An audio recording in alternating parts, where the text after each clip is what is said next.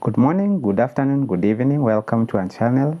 Your host Gerald here. Happy New Year, everyone, and thank you, my subscribers, for always following us from when we started until now. We want to say thank you and thank you so much. So, inhale confidence, exhale doubt. This is a new year, and for new parents and new children goers in schools, there are so many considerations that you can do, and as a new parent, I wish to address some that we have seen worthy to consider from our friends, ourselves, and from our neighbors. Welcome.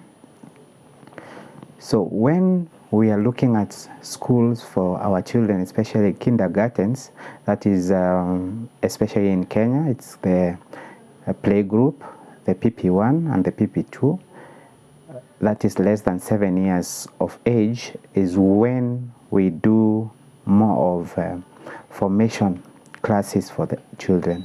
Remember, from 3 years and above, you have a room as a parent to do your part and the teachers have theirs.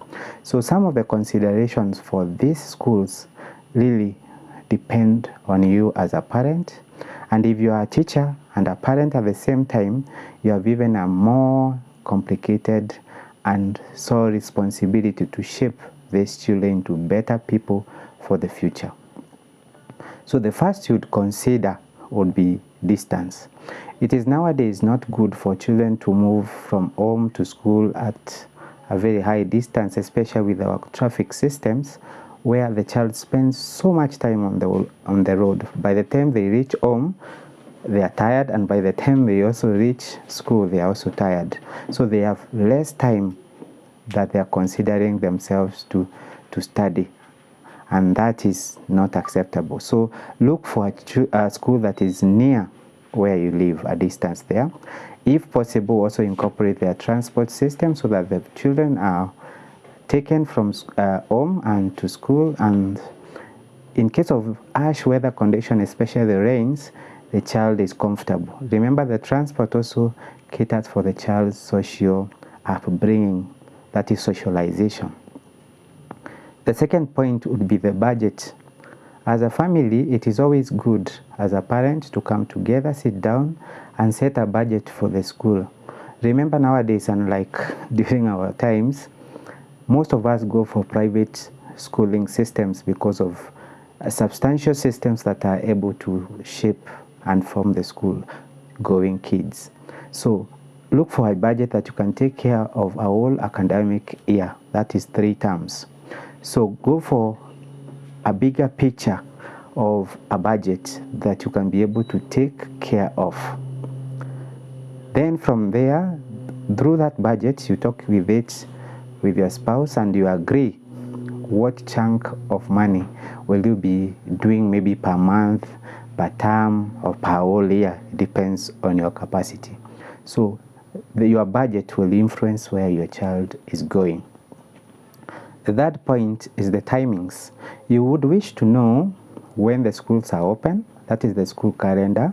At the same time, you also want to know, especially for these playgroup children, you want to know when they are getting into school, when the activity is starting, and when maybe they are sleeping, when they are taking food, when they are taking maybe evening porridge if there is, or a juice or something.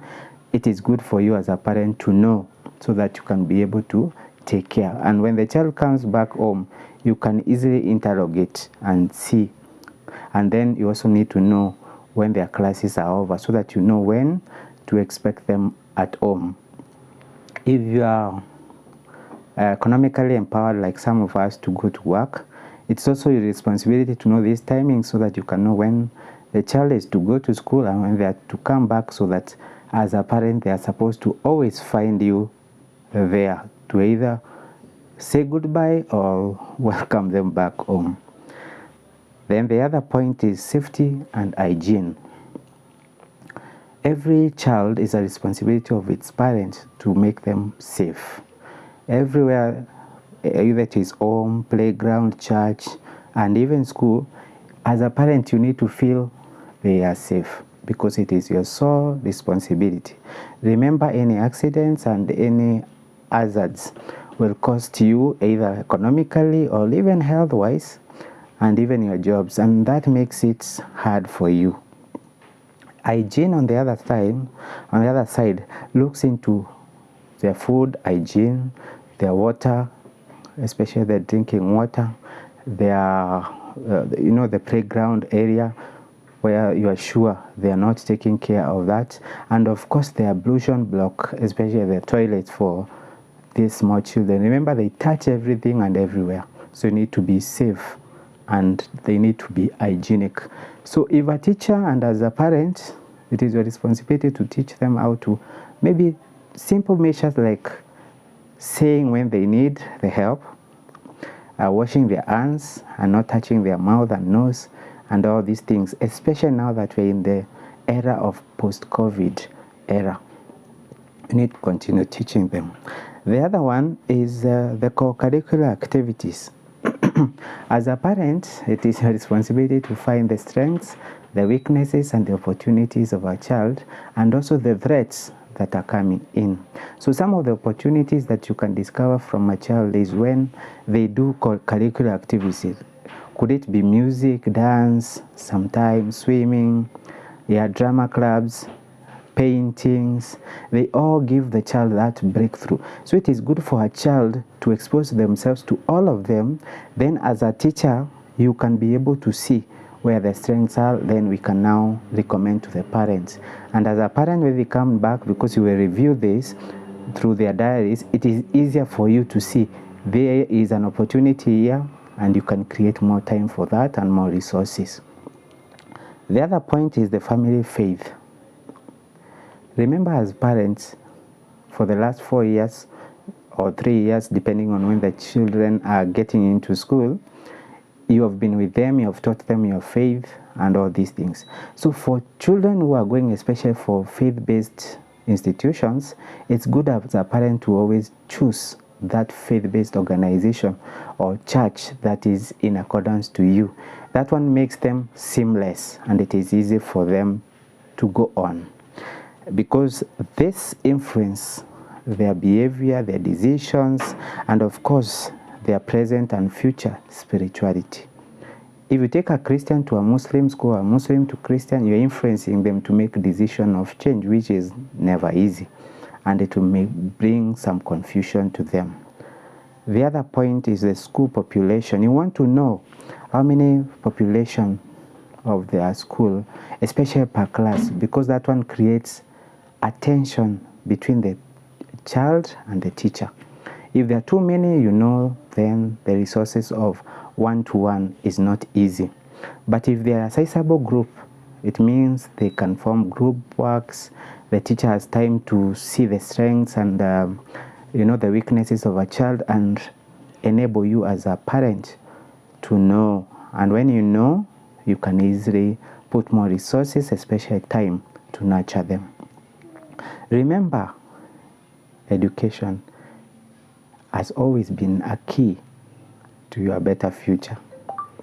But the foundation of these children, especially the first 7 years, will take care of you, and they will nurture you, and they will make you know how to mold them. And this will enable them to have values and behavior systems that are conforming to your family values more than the outside world. And when they finish school, especially after now, maybe the high schoolers and college goers or university goers, they can easily live on their own, because you formed the foundation that they can always rely on. Remember, at a certain point they will revolt, especially during adolescence, and it's agreeable because that's a change and a time for them to know themselves.